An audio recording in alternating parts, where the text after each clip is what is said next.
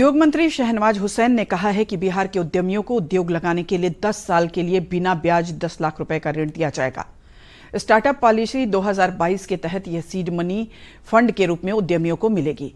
कल पटना में startup policy 2022 के लॉन्चिंग के बाद संबोधित करते हुए श्री हुसैन ने कहा कि स्टार्टअप के क्षेत्र में भी बिहार को आगे लाना है।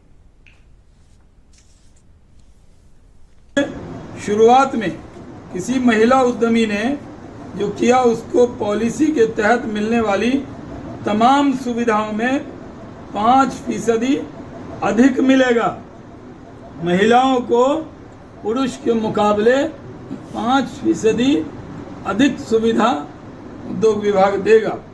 उद्यमी को स्टार्टअप के लिए 10 लाख की जगह 10,50,000 रुपये मिलेंगे, यानी 5% ज्यादा।